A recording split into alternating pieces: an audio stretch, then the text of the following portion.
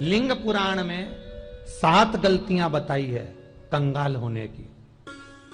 ये गलती अगर आपने भी करी है तो जिंदगी में कितना भी पुण्य करोगे उसका फल नहीं है। आज की कथा को लिखकर रखना, शायद तुम्हारी जिंदगी संवर जाए। लिंग पुराण में 7 गलतियां बताई है व्यक्ति को बर्बाद होने की। पहली गलती है, उसमें से अगर आप स्वीकार कर रहे हैं ये गलती तो समझ लो कि गलती आपने करी है। गंगा जल तो बुलवाया टैंकर भरकर, 21,000 बेलपत्र भी समर्पित कर रहे हो। आप मंदिर के अंदर बैठ गए, दर्शन करने वाला आता रहा, किसी को अंदर प्रवेश नहीं दिया। आप गंगा जल चढ़ाते रहे, आप बेलपत्र चढ़ाते रहे, आप स्वयं पूजन करते रहे, और दूसरा व्यक्ति ना जाने किस भाव से, किस रूप में आकर भगवान की सेवा करना चाहता था। पंडित जी ने आपके चक्कर में उसको जल नहीं चढ़ाने दिया, पंडित जी ने आपके चक्कर में उसको बेलपत्र नहीं चढ़ाने दिया। पहली गलती यह हो गई कि भगवान के भक्त को भगवान से दूर कर दिया गया। अब उठा लो श्रीमद् भागवत कथा। 2 देवताओं ने गलती करी थी। एक ब्रह्मा जी ने गलती करी थी कि गाय बछड़ों का हरण कर लिया था। 1 वर्ष होने में 1 दिन था तब ब्रह्मा जी ने गाय बछड़े वापस दिए थे। दूसरी गलती इंद्र ने करी थी, जल वृष्टि करी तब भगवान कृष्ण को गोवर्धन पर्वत उठाना पड़ा। दोनों देवताओं ने गलती करी, पर भगवान कृष्ण ने इंद्र को क्षमा कर दिया पर ब्रह्मा को क्षमा नहीं करा। क्यों नहीं करा? क्योंकि इंद्र को क्षमा इसलिए करा क्योंकि इंद्र ने जब जल वृष्टि करी तो सारे ब्रजवासियों को भगवान के चरणों में लाकर छोड़ दिया। सारे ब्रजवासी गोवर्धन पर्वत के नीचे आकर बैठ गए, भगवान के चरणों में आ गए। और ब्रह्मा ने जो गलती करी वो ऐसी गलती करी कि भगवान से गाय और बछड़ों को दूर कर दिया। जो भगवान से भगत को दूर कर दे उसको शंकर कभी क्षमा नहीं कर सकता। इसलिए बर्बादी का पहला कारण आप भक्त और भगवान में दूरी बना दी। दूसरा कारण, भगवान की जब पूजन कर रहे हो, 21,000 बेलपत्र चढ़ा रहे हो, गंगा का जल चढ़ा रहे हो, चंदन चढ़ा रहे हो, अबीर चढ़ा रहे हो, गुलाल चढ़ा रहे हो, तो तुम्हारे भीतर ये अहंकार, जब तुम पूजन करके उठो तो उठते समय तुम्हारे भीतर अभिमान नहीं होना चाहिए कि मैंने जो अनुष्ठान करा उसके बराबर कोई नहीं कर सकता। तीसरा कारण कहा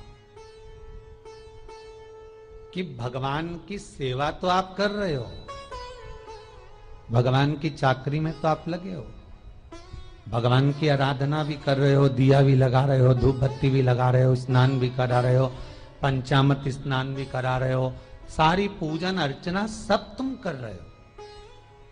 पर हो सकता है इस पूजन अर्चना में आप केवल 3 घंटा पूजन करते हो और बाकी के समय किसी न किसी की जीवात्मा को दुख पहुंचा रहे हो। एक कथा में एक बात कही थी कि भले मंदिर में दिया मत लगाओ, भले मंदिर में जाकर धूप बत्ती मत जलाओ, भले मंदिर में जाकर भोग मत लगाओ, भले मंदिर में जाकर जल मत चढ़ाओ, कुछ मत करो, भले भगवान को नए कपड़े मत पहनाओ, भले तुम्हारी मर्जी पड़े भगवान को भोग मत लगाओ, पर शास्त्र कहता है कुछ मत करो, पर एक काम जरूर करना कि किसी के चेहरे पर प्रसन्नता ला देना तो मंदिर में दिया जलाने के बराबर होगा। किसी के चेहरे पर चमक ला देना, प्रसन्नता ला देना तो अगरबत्ती लगाने के बराबर होगा। किसी गरीबड़े के, किसी दुखी के चेहरे पर अगर तुमने प्रसन्नता ला दी तो वो भगवान को कपड़े पहनाने के बराबर होगा। मालूम पड़े तुम मंदिर में पूरी सब्जी बांटो, मंदिर में भोजन कराओ, मंदिर में सारा पकवान चढ़ाओ, और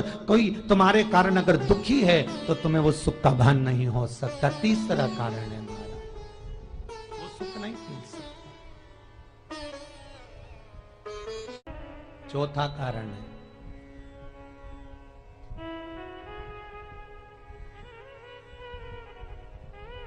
महाराज, जिस मंत्र को पढ़ा जा रहा है, जिस मंत्र का स्मरण किया जा रहा है,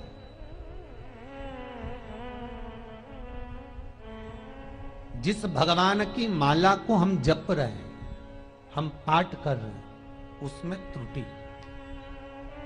उठा लीजिए दुर्गा सप्तशती। दुर्गा सप्तशती का हिंदी अनुवाद में एक थोड़ा सा दृष्टांत दिया है, आपको मालूम होगा।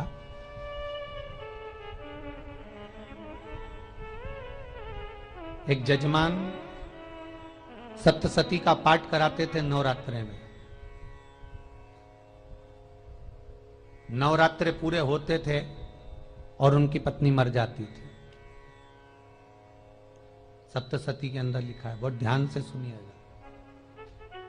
दुर्गा सप्तशती का पाठ कराते थे और पत्नी नवरात्रे के बाद 4 महीना 3 महीने के बाद मर जाती थी। बहुत दुखी था सेठ।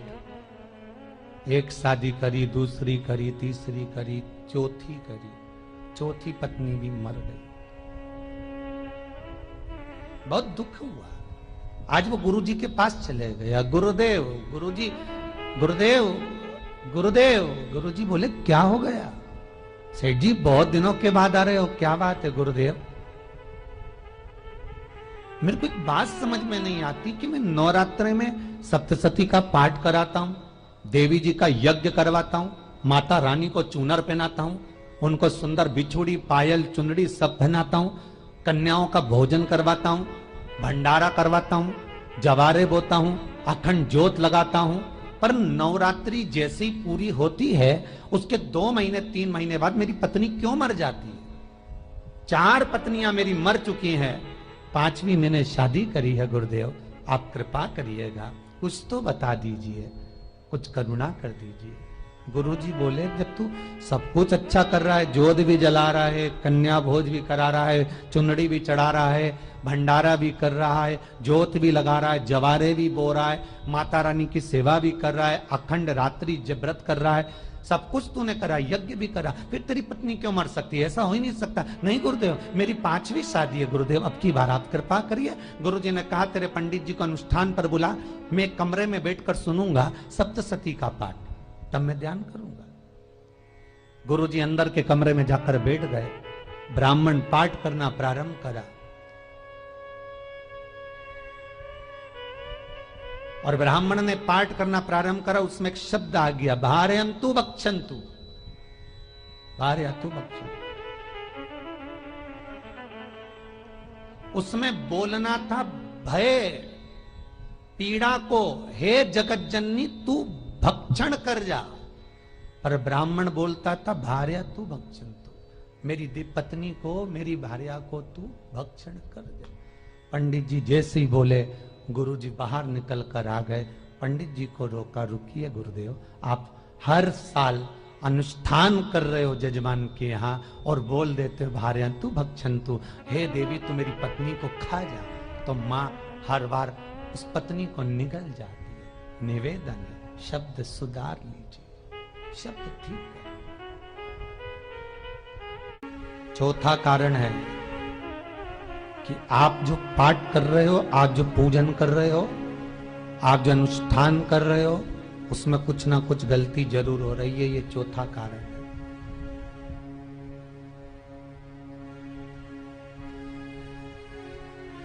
एक बार पूरे घर के लोगों को बिठाओ, अपने घर के लोगों को, मम्मी से पूछना मम्मी तुम कौन कौन सा पाठ करती हो? एक बार मम्मी से पूछना, फिर एक बार पापा से पूछना, पापा आप कौन कौन सा पाठ करते हैं सुबह? फिर बहू से पूछना, भाभी आप कौन कौन सा पाठ करती हो?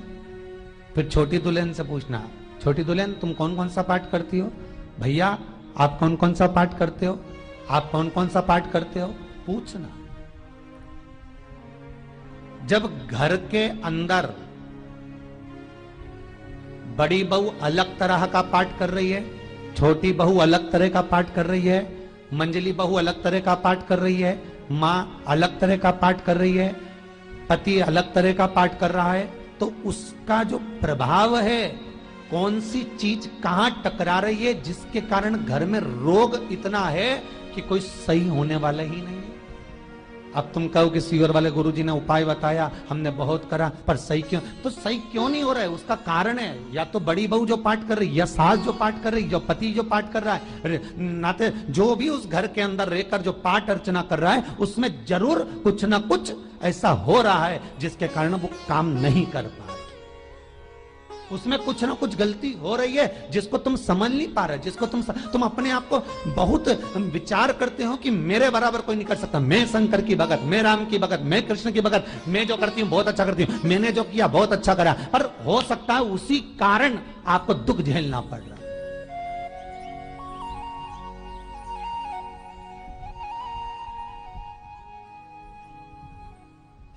उसी के कारण।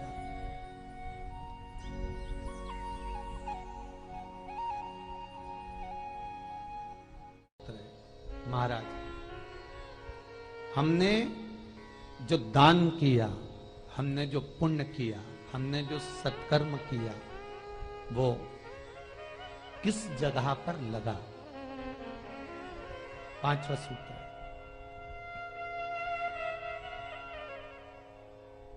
जो आप दान कर रहे हो, जो आप पुण्य कर रहे हो, सत्कर्म कर रहे हो, वो किस जगह पर लगा? ये 5वां सूत्र।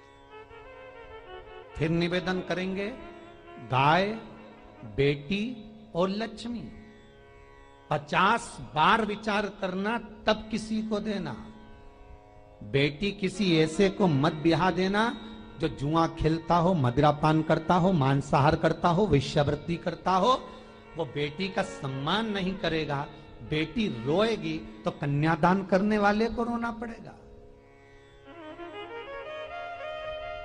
दूसरे नंबर पर गौ माता, गाय ऐसे ब्राह्मण को दान मत देना कि ब्राह्मण के घर में खुद रहने की जगह नहीं और गाय को ले जाकर तुमने दे दिया और उस ब्राह्मण ने जब तक दूध दिया बांध कर रखा, एक तगाड़ी बाल्टी साड़ी के चक्कर में ले लिया, सोने के सींग के चक्कर में ले लिया और बाद में वही गाय कसाई के हाथ में बिक गई और कसाई ने काटा तो बद्दुआ तुमको लगी।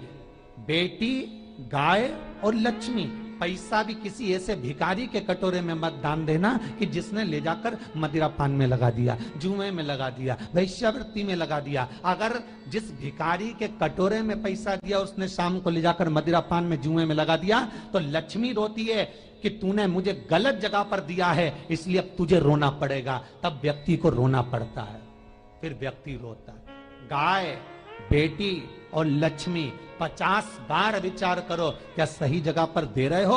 और अच्छी जगह पर दोगे तो संपदा भी बढ़ती है, सुख आता है। अगर बेटी सुखी रहेगी तो मायके के लोग सुखी रहेंगे, गौ माता सुखी रहेगी तो संसार सुखी रहेगा। और आपने जो धन दिया, आपने जो पैसा दिया किसी भिखारी के कटोरे में, अगर उसने गलत जगह पर लगाया तो रोना तुमको पड़ेगा।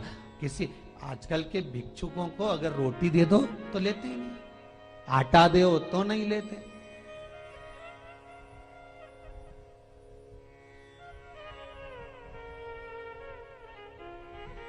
पहले के समय में जो भिक्षुक आते थे ना, तो रोटी बनी हुई मांगते थे। बूढ़ी बूढ़ी माताएं जानती होंगी, चिमटा बजाकर, घुंघरू बजाकर कहते थे भोजन, तो 2 रोटी निकाल कर दे दी जाती थी घर से। लो बाबा, तो माता इतना प्रेम रखती थी, केवल रोटी नहीं देती थी, बाबा बैठो हम सब्जी ला कर देते। इतना प्रेम था बुजुर्ग माताओं का, बैठो। और आज के जमाने में अगर रोटी दे दो तो फेंक दे नली में ले जाके, पैसा चाहिए। क्यों? शाम को पीने के लिए चाहिए ना, मदिरा पान के लिए, मांसाहार के लिए, जुए के लिए, वैश्यावृत्ति के लिए धन चाहिए।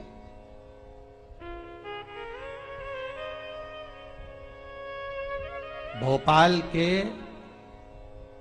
और इंदौर के, इंदौर का राजवाड़ा चौराया और भोपाल का लाल घाटी चौराया, इन दोनों चौराहे पर इतने से बच्चे लोग भीख मांगते हैं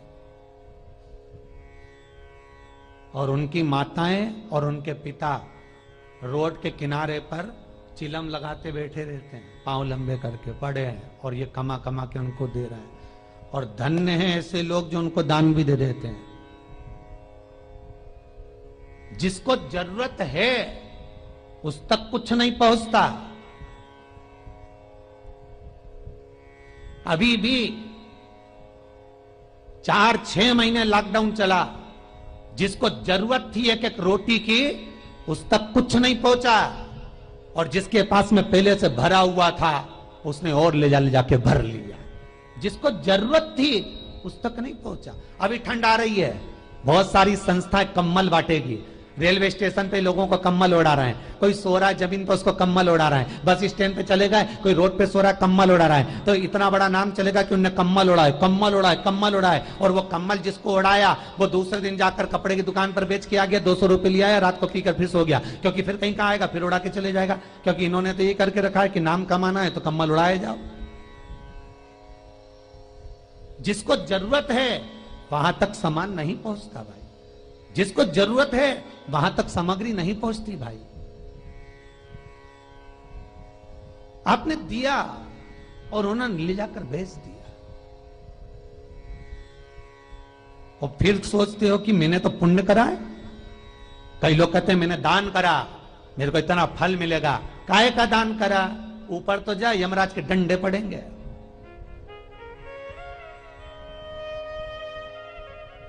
रेल में, ट्रेन में आप बैठ जाओ रिजर्वेशन कोच में, छोटे छोटे लड़के आते हैं अपना कपड़ा उतारते हैं। सही बोलना रे भाई, जितने लोग टीवी पर कथा सुन रहे हो, छोटे छोटे बच्चे अपना कपड़ा उतारेंगे और पोछा लगाएंगे रेल की बोगी में।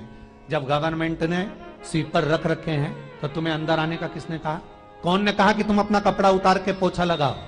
और वो अपने शरीर का कपड़ा उतार कर पोछा लगाता है, आपके आगे हाथ फैलाता है, आप एक एक 2-2 रुपए दे देते हो। वो अगले स्टेशन पर उतरता है, कोई सूंघने की सामग्री लेता है, सूंघ सूंघ के वो बर्बाद हो जाता है और कहीं कूद कर मर जाता है। उसके मरने में 1 रुपया तुम्हारा भी लगा है, इसलिए नरक तुमको भी भोगना पड़ेगा, क्योंकि उसके मरने में तुमने हेल्प करी है।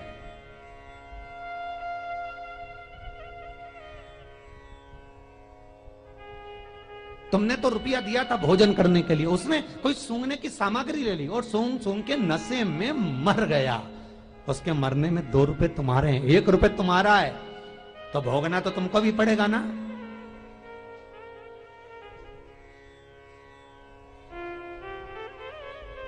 कहीं अच्छी जगह लगाओ, सत्कर्म की ओर लगाओ, तो सुख का आनंद कुछ और ही होगा, सुख का आनंद कुछ और ही प्राप्त होगा। हमारा धर्म, हमारा पुण्य, हमारा सत्कर्म। 5वां कारण अपनी पुस्तिका में लिखकर रखना, तुम्हारे दुख का 5वां कारण क्या है? क्यों तुम करोड़पति से रोड़पति बन गए? तुम्हारे यहां पर 4-4, 5-5 गाड़ी थी, खूब वैभव था, खूब धन था, फैक्ट्रियां चल रही थी, सत्ताएं चल रही थी।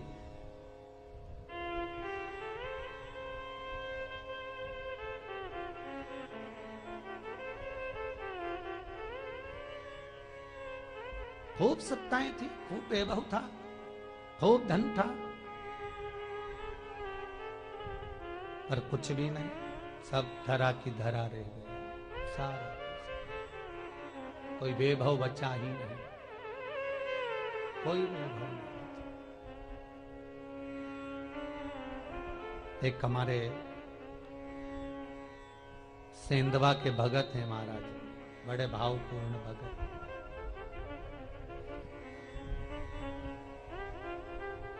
वो कहे गुरुजी हम बड़े दुखी हैं, बड़े कष्ट में। हमने कहा कष्ट का कारण कुछ ना कुछ जरूर होगा, दुख का कारण जरूर कुछ ना कुछ होता है। कहने लगे गुरुजी हमारी तो जीनिंग चलती थी, खूब फैक्ट्रियां चलती थी, इतना जीनिंग फैक्ट्रियां थी, इतना चलता था।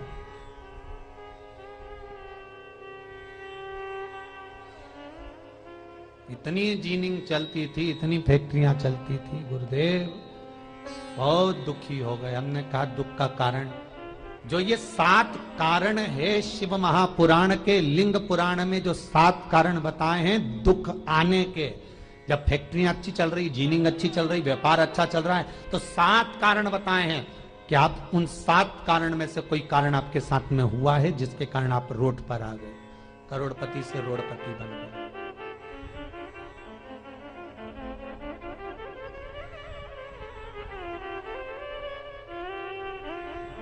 कभी कभी नगर में, गांव में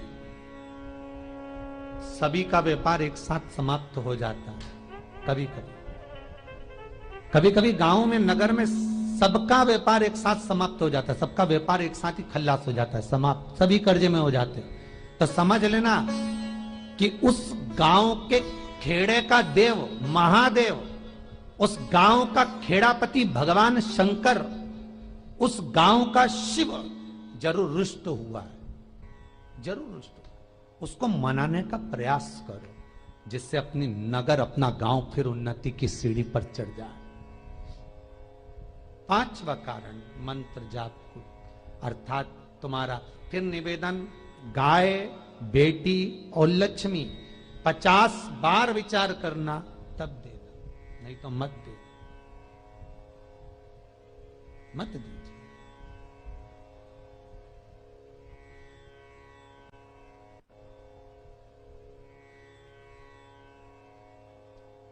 और महाराज भगवान शिव की कथा का छठा कारण बता, हमारे दुख का कारण छठा कारण,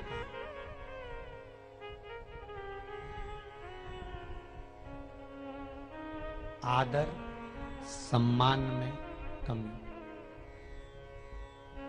घर के जो बड़े हैं, घर के जो बुजुर्ग हैं, घर के जो आदरणीय हैं, उनका सम्मान नहीं कर पाए। सुंदर कहा, जिस घर में माँ बाप की इज्जत नहीं होती, उस घर में देखना कभी बरकत नहीं होती।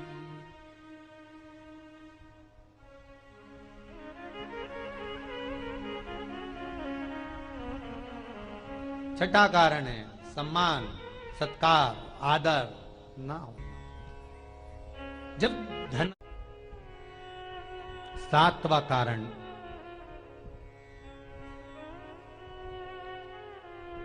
ये अंतिम कारण है। जितने लोग कर्जे में, लदालू में, जितने लोग दुखी हैं, जितने लोग तकलीफ में, आज की कथा को बहुत दिल से सुनना, अपनी गलती को जरूर छांटना। मुझे विश्वास है मेरा भोलेनाथ, आप अगर गलती को स्वीकार कर लोगे तो शंकर वापिस आपको करोड़पति बना देगा, लखपति बना देगा। शंकर आपके भंडार फिर भर देगा। 7 कारण में से अपनी गलती को जरूर छांटना साहब कि आपने गलती कौन सी करी, और अपनी गलती को छाट ले, यही सबसे बड़ी बात है ना। लोग सुनने के बाद भी नहीं छाटेंगे, नहीं मैंने तो कुछ करा ही नहीं, मैं तो कुछ कर ही नहीं, बस मैं ही तो है, हरी जगदम्बा वो मैं ही फंसा है बीच में।